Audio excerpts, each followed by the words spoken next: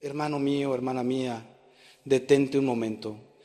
Cierra los ojos si puedes, respira hondo y escúchame bien lo que voy a decirte. Hay algo que está muriendo dentro de ti, sí, así como lo oyes. Hay una semilla de fe que plantaron en tu corazón el día de tu bautismo, que tus padres regaron con sus oraciones, que creció un poco en tu primera comunión, pero que ahora, en medio del ruido de este mundo enloquecido, se está secando. Y lo sabes. Lo sabes porque ya no sientes esa paz que antes sentías cuando entrabas a una iglesia. Lo sabes porque ya no tienes ganas de rezar, porque las palabras del Padre Nuestro se han vuelto mecánicas en tu boca. Porque cuando miras el crucifijo ya no ves al Dios que te ama hasta la locura, sino apenas un símbolo lejano de una religión que te parece anticuada. ¿Me equivoco? No, no me equivoco. Y no te estoy juzgando, te estoy extendiendo la mano para sacarte del pozo. Porque hoy, en este preciso instante que Dios ha preparado para ti desde toda la eternidad, quiero hablarte de algo que puede cambiarlo todo en tu vida. No es una teoría bonita, no es un concepto teológico complicado, no es una devoción más que añadir a tu lista. Es el misterio más grande que existe sobre la faz de la tierra. Es el momento en que el cielo baja hasta tu lengua y el Verbo eterno de Dios, el mismo que creó las galaxias y sostiene cada átomo del universo, se hace tan pequeño que cabe en tu boca. Estoy hablando de la Sagrada Eucaristía, del cuerpo de Cristo, de ese pedazo de pan que dejó de ser pan para convertirse en Dios mismo. Y si en este momento sientes que suena demasiado increíble, demasiado imposible, demasiado loco, entonces sigue escuchándome, porque lo que vas a descubrir en los próximos minutos no solo renovará tu fe, sino que puede literalmente resucitar tu alma. Llevo más de 30 años como sacerdote, he celebrado miles de misas, he puesto la Sagrada Hostia en millones de lenguas y de manos, he visto a personas que se acercan a comulgar como autómatas, sin pensar, sin sentir, como quien recoge un ticket en una máquina. Pero también he visto milagros.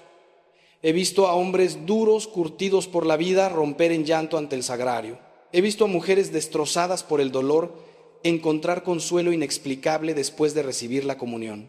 He visto matrimonios al borde del divorcio reconciliarse porque decidieron volver a comulgar juntos con fe. He visto adictos liberarse de cadenas que los arrastraban al infierno porque entendieron que en la Eucaristía estaba el verdadero alimento que su alma necesitaba. ¿Sabes por qué? Porque la Eucaristía no es un símbolo, no es un recuerdo bonito de la última cena, no es una tradición piadosa. Es Dios vivo entrando en tu cuerpo, en tu sangre, en tu alma para transformarte desde dentro. Pero la gran tragedia, la herida más profunda de nuestra iglesia en estos tiempos, es que hemos perdido la fe en la presencia real. Hemos convertido la misa en un evento social, en una obligación del domingo, en un ritual vacío, y cuando perdemos la fe en la Eucaristía lo perdemos todo. Porque si Cristo no está realmente presente en ese trozo de pan consagrado, entonces el cristianismo es la religión más ridícula que existe.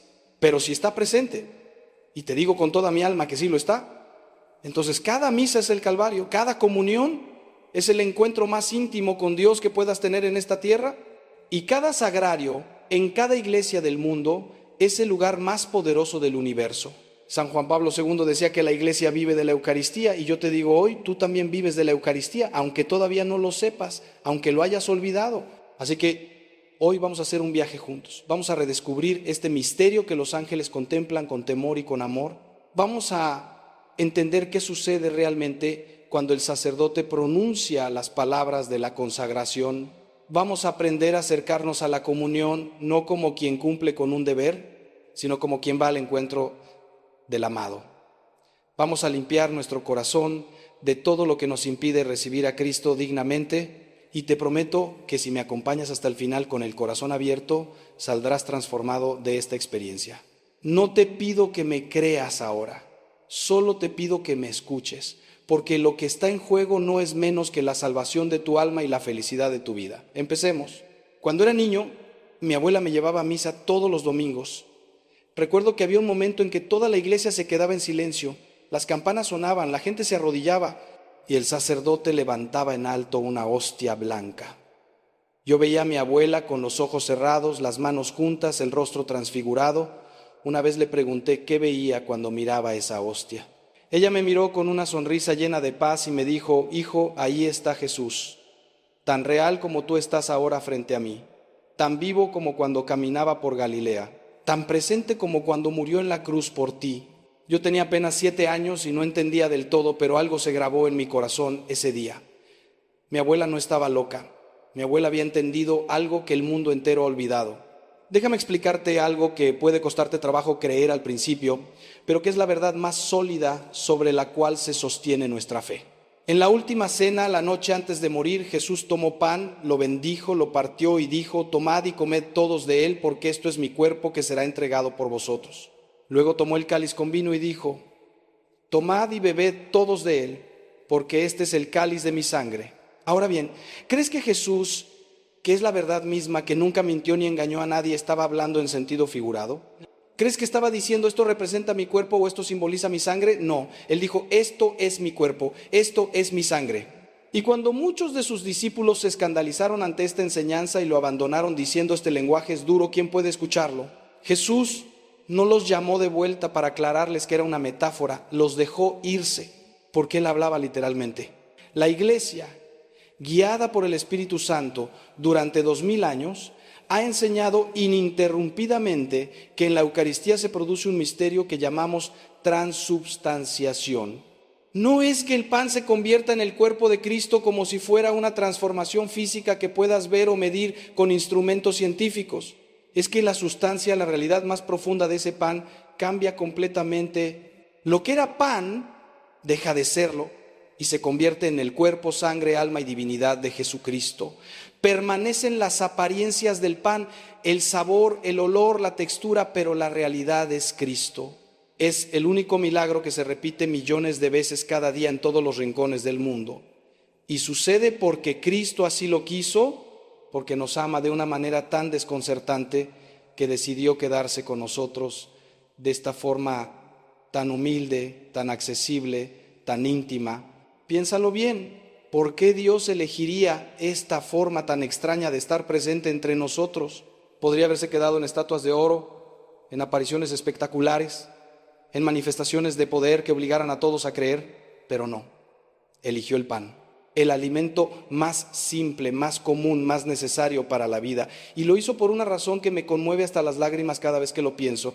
Porque así como el pan se come, se digiere, se convierte en parte de nuestro cuerpo, Él quería convertirse en parte de nosotros de la forma más real posible. Quería que lo comiéramos, que lo recibiéramos dentro, que nos uniéramos a Él de manera tan íntima que fuera imposible decir dónde termina Él y dónde empezamos nosotros. Por eso San Agustín escuchó a Cristo decirle en una visión: no me cambiarás en ti como el alimento de tu carne, sino tú te cambiarás en mí. Es decir, cuando comes pan normal, tu cuerpo lo transforma en ti, pero cuando comes el pan de vida, es Él quien te transforma en Él. Y aquí está el punto crucial que no podemos ignorar.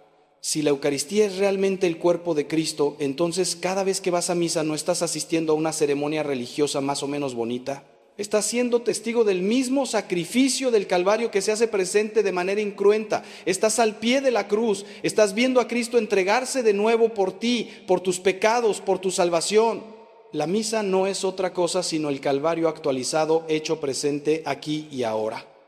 Por eso cuando el sacerdote dice: hagan esto en conmemoración mía, la palabra griega original no significa simplemente recuerden, sino hagan presente. Cada misa es el mismo y único sacrificio de Cristo que se perpetúa a través del tiempo y del espacio. Y cuando recibes la comunión, recibes el fruto de ese sacrificio, te unes a Cristo crucificado y resucitado, te llenas de la gracia que brotó de su costado abierto. Ahora déjame preguntarte algo con todo el amor, pero también con toda la franqueza. ¿Cuándo fue la última vez que fuiste a misa de verdad consciente de todo esto? ¿Cuándo te arrodillaste ante el Santísimo sintiendo que estabas ante Dios mismo? ¿Cuándo comulgaste con el corazón latiendo fuerte, con lágrimas en los ojos, con el alma abierta de par en par para recibir al Creador del universo? O más bien, ¿cuántas veces has comulgado por rutina, pensando en lo que vas a hacer después de misa, masticando la hostia como si fuera un simple trozo de pan sin importancia? No te estoy condenando, te estoy llamando a despertar. Porque si supieras lo que estás recibiendo, si tuvieras aunque sea un atisbo de conciencia de la magnitud de este don, caerías de rodillas llorando de gratitud cada vez que te acercaras al altar. Los santos lo sabían. Por eso el santo cura de Ars pasaba horas ante el sagrario y decía que si supiéramos lo que es la misa moriríamos de amor. Por eso Santa Teresa de Ávila decía que una sola misa bien escuchada valía más que todas las penitencias del mundo. Por eso San Pío de Pietrelcina celebraba misas que duraban horas, porque literalmente estaba viviendo la pasión de Cristo en su propia carne cada vez que consagraba. Por eso Madre Teresa de Calcuta, antes de salir a las calles a recoger moribundos, pasaba 1 hora en adoración ante el Santísimo, porque sabía que sin Cristo en la Eucaristía alimentando su alma no podría dar nada a los pobres. Ellos habían entendido el secreto que nosotros hemos olvidado, que toda la vida cristiana brota de la Eucaristía y vuelve a ella como a su fuente. ¿Quieres saber por qué tu fe está tibia? ¿Por qué te cuesta rezar? ¿Por qué el mundo te arrastra con tanta facilidad hacia el pecado? ¿Por qué no tienes fuerzas para ser el cristiano que quieres ser? Te lo voy a decir con toda claridad. Porque no estás nutriendo tu alma con el único alimento que puede mantenerla viva. La Eucaristía no es un lujo espiritual, no es algo bonito pero prescindible. Es tan necesaria para tu alma como el oxígeno para tus pulmones. Sin ella tu vida espiritual se asfixia lentamente. Con ella, aunque todo lo demás falle, aunque el mundo se derrumbe, tienes dentro de ti la fuente inagotable de gracia, de amor, de vida eterna. Por eso Jesús dijo: el que come mi carne y bebe mi sangre tiene vida eterna. No dijo que tendrá vida eterna solo después de morir. Dijo que la tiene ya, ahora mismo. La vida eterna empieza aquí, cada vez que recibes la comunión con fe. Pero ahora viene la parte difícil, la parte que no podemos evitar si queremos ser honestos.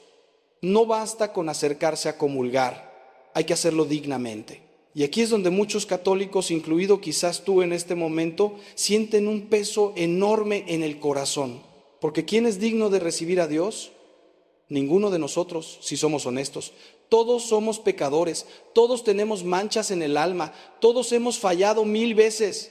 Pero hay una diferencia crucial entre ser indigno por naturaleza y acercarse a comulgar en estado de pecado mortal. Lo primero es nuestra condición humana, que Cristo conoce y perdona. Lo segundo es una profanación del cuerpo de Cristo, un sacrilegio que lejos de acercarte a Dios te separa más de Él. San Pablo fue durísimo en este punto cuando escribió a los Corintios: quien come el pan o bebe el cáliz del Señor indignamente será reo del cuerpo y de la sangre del Señor. Examínese pues cada cual y coma entonces del pan y beba del cáliz. Pues quien come y bebe sin discernir el cuerpo, come y bebe su propia condenación. Palabras terribles, ¿verdad? Pero necesarias. Porque estamos hablando de Dios mismo entrando en tu ser. Si tienes en tu alma un pecado grave, un pecado mortal no confesado, y te acercas a comulgar, no estás recibiendo gracia, sino más bien profanando el sacramento y haciendo daño a tu propia alma. Es como invitar al Rey del Universo a un palacio lleno de basura y podredumbre. Él no puede habitar ahí cómodamente mientras tú no limpies primero la casa. Ahora bien, ¿qué es exactamente un pecado mortal? Es un pecado que cumple 3 condiciones: materia grave, pleno conocimiento y deliberado consentimiento. Es decir, hiciste algo que sabes que es gravemente malo, lo hiciste sabiendo que era malo y lo hiciste libremente con plena voluntad. Por ejemplo, el adulterio, la fornicación, la masturbación habitual, ver pornografía, robar cantidades importantes, mentiras graves que dañan seriamente a otros, odios profundos, faltar a misa los domingos y fiestas de guardar sin motivo justificado. Todos estos son pecados mortales. Y si los tienes en tu conciencia sin confesar, no puedes acercarte a comulgar. Primero tienes que pasar por el sacramento de la reconciliación, por la confesión, donde Cristo te perdona y te limpia a través del ministerio del sacerdote.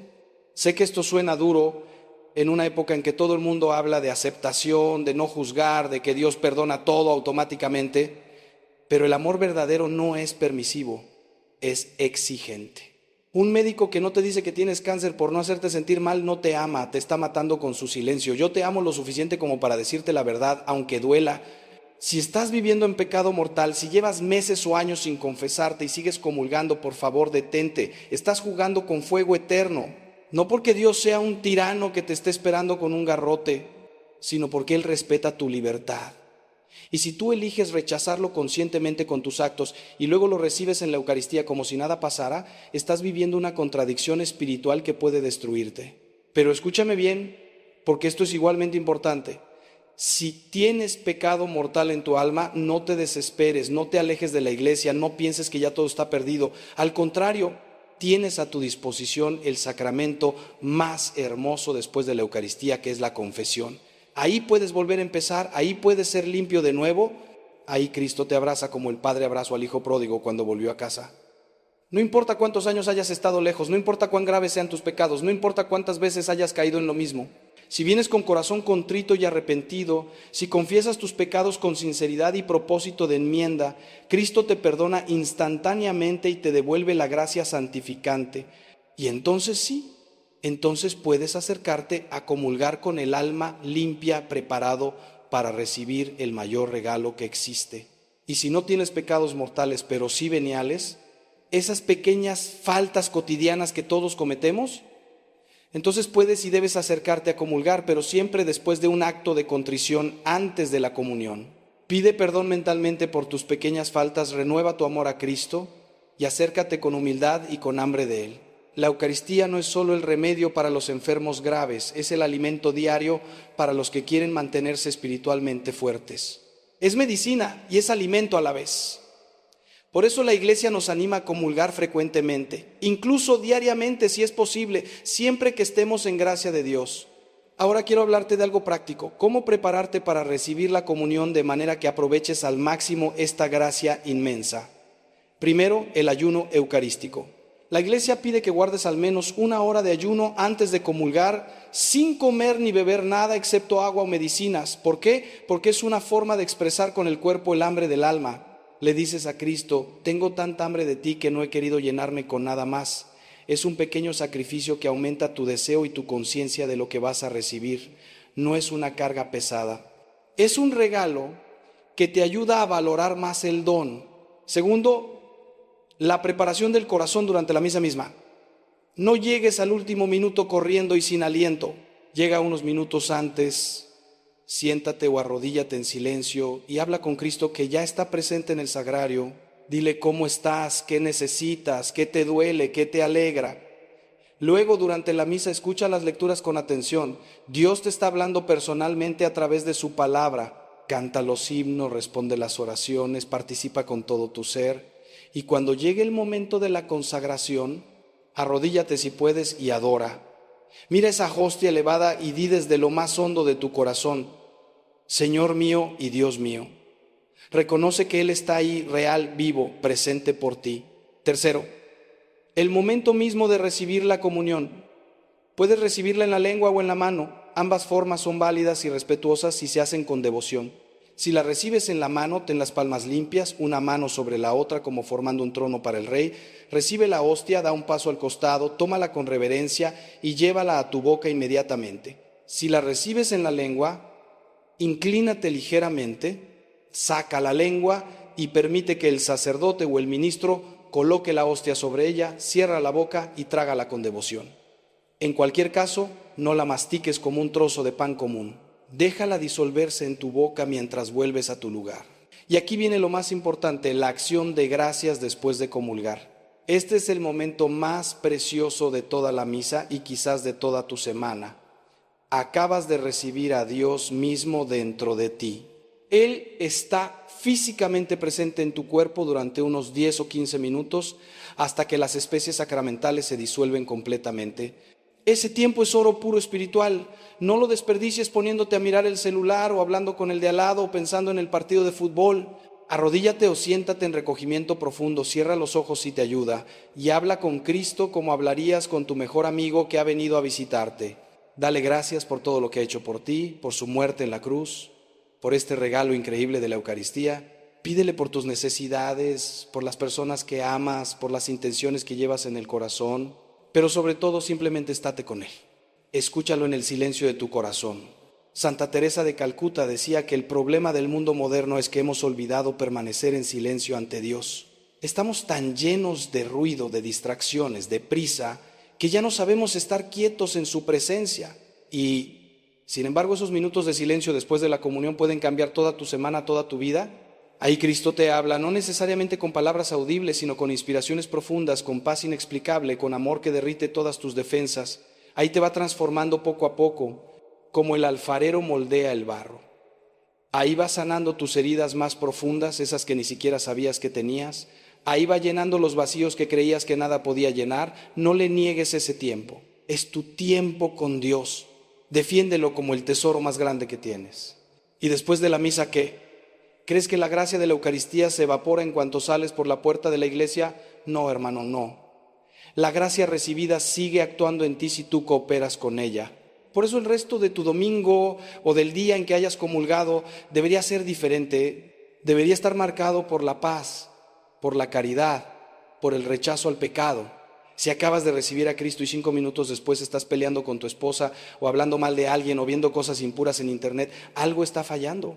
No digo que seamos perfectos inmediatamente, pero sí que haya una coherencia entre lo que hemos recibido y cómo vivimos después. La Eucaristía te compromete, te transforma o te condena, no hay término medio.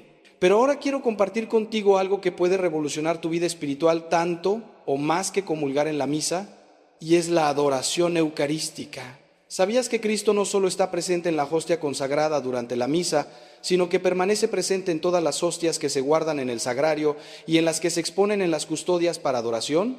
En cada iglesia católica del mundo, ahí en ese pequeño tabernáculo, generalmente con una lucecita roja encendida al lado, está Jesucristo, Dios vivo, esperándote, esperando que vengas a hacerle compañía, a hablar con Él, a estar simplemente en su presencia. La adoración eucarística es una de las devociones más poderosas que existen. Consiste en pasar tiempo ante el Santísimo Sacramento expuesto, reservado en el sagrario, adorándolo, contemplándolo, hablándole. No tienes que decir oraciones complicadas, puedes simplemente estar ahí. Y te aseguro que cosas increíbles suceden cuando pasas tiempo en adoración. He visto conversiones fulminantes de personas que entraron a una capilla de adoración sin fe y salieron llorando porque habían experimentado el amor de Dios de forma tangible. He visto vocaciones nacer ante el Santísimo. He visto sanaciones físicas y sobre todo espirituales. He visto familias enteras cambiar porque empezaron a ir juntos a adorar a Cristo en la Eucaristía una vez por semana. ¿Por qué es tan poderosa la adoración? Porque cuando estás ante el Santísimo no estás ante una estatua, ni ante un símbolo, ni ante una idea. Estás ante una persona viva que te mira con amor infinito. Y esa mirada, aunque no la veas con los ojos físicos, penetra hasta lo más hondo de tu ser. Cristo desde la hostia te contempla, te conoce, te ama con un amor que ningún ser humano puede darte jamás. Y si le abres tu corazón, si le das tiempo, Él empieza a trabajar en ti de formas misteriosas. Empieza a deshacer nudos que llevas años intentando desatar. Empieza a sanar memorias dolorosas. Empieza a darte respuestas a preguntas que nadie más podía responder. Empieza a darte una paz que sobrepasa todo entendimiento. Te voy a contar algo personal. Hubo un momento en mi vida sacerdotal en que me sentía completamente quemado, vacío, sin ganas de seguir. Había tanto trabajo, tantos problemas en la parroquia, tanta crítica, tanta incomprensión, que llegué a pensar en dejarlo todo. Una noche desesperado entré en la iglesia vacía. Era casi medianoche. Me arrodillé ante el sagrario y le dije a Cristo: Señor, no puedo más. Si tú no me das fuerzas, me voy a hundir. Y me quedé ahí en silencio, sin decir nada más, solo mirando esa lucecita roja que indicaba su presencia. No sé cuánto tiempo pasó, quizás 1 hora, quizás 2, no pasó nada espectacular. No vi visiones ni escuché voces. Pero cuando me levanté para irme, algo había cambiado dentro de mí. Había una paz, una certeza de que Él estaba conmigo, de que no estaba solo en esta batalla. Y esa experiencia me sostuvo durante años. Todavía hoy, cuando me siento débil, vuelvo ante el Santísimo y encuentro esa misma fuerza. Por eso te suplico, encuentra una iglesia cerca de ti que tenga adoración perpetua o al menos algunas horas de adoración durante la semana. Comprométete a ir, aunque sea media hora, una vez por semana. Si no puedes eso, entra 5 minutos cada día ante el sagrario cuando pases por alguna iglesia, saluda a Cristo, dile que lo amas, pídele que te ayude y poco a poco verás cómo tu vida cambia. Porque la Eucaristía no es solo el centro de la misa, es el centro de toda la vida cristiana, el corazón de la iglesia, el sol alrededor del cual todo lo demás debe girar. Si pones a Cristo en la Eucaristía en el centro de tu día, de tu semana, de tu vida, todo lo demás encontrará su lugar.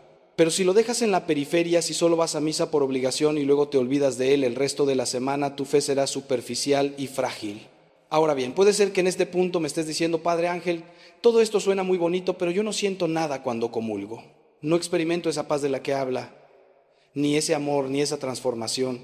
Para mí la hostia sigue sabiendo a pan y punto. ¿Significa que algo está mal conmigo? ¿Significa que no tengo fe?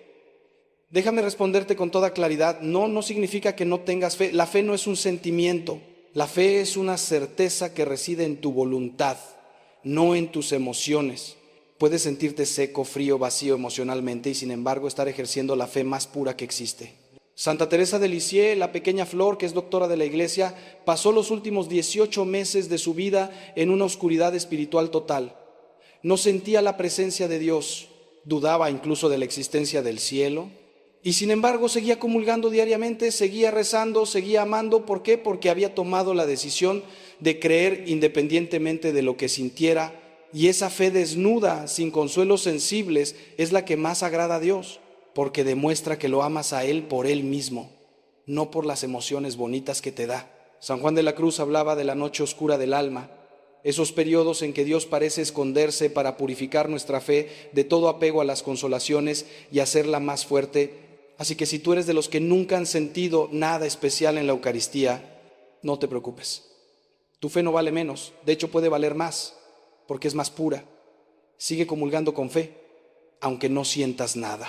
Sigue adorando, aunque te parezca que estás hablando con una pared, porque Cristo está ahí, aunque tus sentimientos digan lo contrario. Y Él está trabajando en ti, aunque no lo percibas. La gracia eucarística no depende de tus emociones. Es objetiva, real, eficaz, independientemente de lo que sientas. Si comulgas en estado de gracia, con fe, aunque sea del tamaño de un grano de mostaza, Cristo entra en ti y te transforma, lo sientas o no. Dicho esto, también es verdad que Dios a veces regala experiencias sensibles, especialmente intensas, para fortalecer la fe de algunos o para llamarlos a una conversión más profunda. Si alguna vez has tenido un momento en que sentiste fuertemente la presencia de Cristo al comulgar, agradécelo, guárdalo en tu corazón, pero no te pases la vida buscando repetir esa experiencia.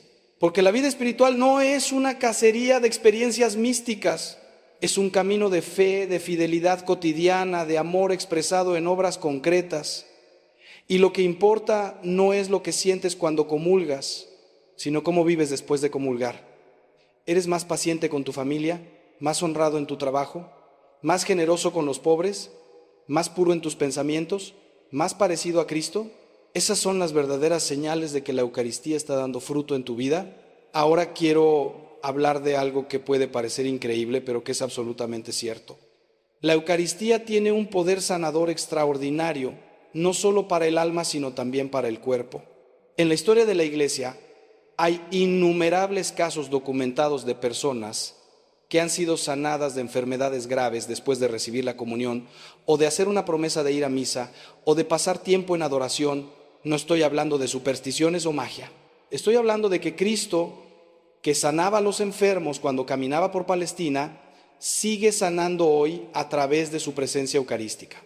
Porque en la Eucaristía no está una reliquia muerta de Jesús, está el Cristo vivo, resucitado, glorioso, con todo el poder de Dios a su disposición. Yo personalmente he sido testigo de sanaciones físicas inexplicables médicamente que ocurrieron después de que la persona recibiera la unción de los enfermos junto con la comunión, o después de que la familia llevara al enfermo ante el Santísimo expuesto.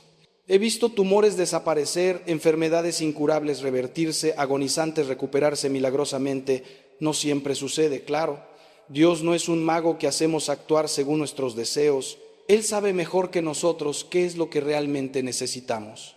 A veces la sanación que más necesitamos no es la del cuerpo, sino la del alma. Y esa sanación sí la da siempre la Eucaristía si la recibimos con fe. Pero quiero hablarte también de sanaciones más sutiles, pero igualmente importantes. La Eucaristía sana heridas emocionales profundas, sana recuerdos traumáticos, sana la incapacidad de perdonar, sana el rencor que te está envenenando desde hace años, sana la tristeza crónica, la ansiedad paralizante, el vacío existencial. No lo hace de un día para otro como si fuera una pastilla mágica, pero si perseveras en comulgar frecuentemente, si te abres a su acción en ti, si combinas la Eucaristía con el sacramento de la reconciliación y con la oración constante, descubrirás que poco a poco vas cambiando. Cosas que antes te herían profundamente ya no te afectan tanto. Personas que antes no podías ni ver, ahora puedes perdonar e incluso amar. Vicios que te esclavizaban empiezan a perder poder sobre ti. Hay una razón teológica profunda para este poder sanador de la Eucaristía. Cuando recibes el cuerpo de Cristo, estás recibiendo el cuerpo que fue flagelado, coronado de espinas, crucificado por tus pecados. está recibiendo las llagas glorificadas de Cristo resucitado.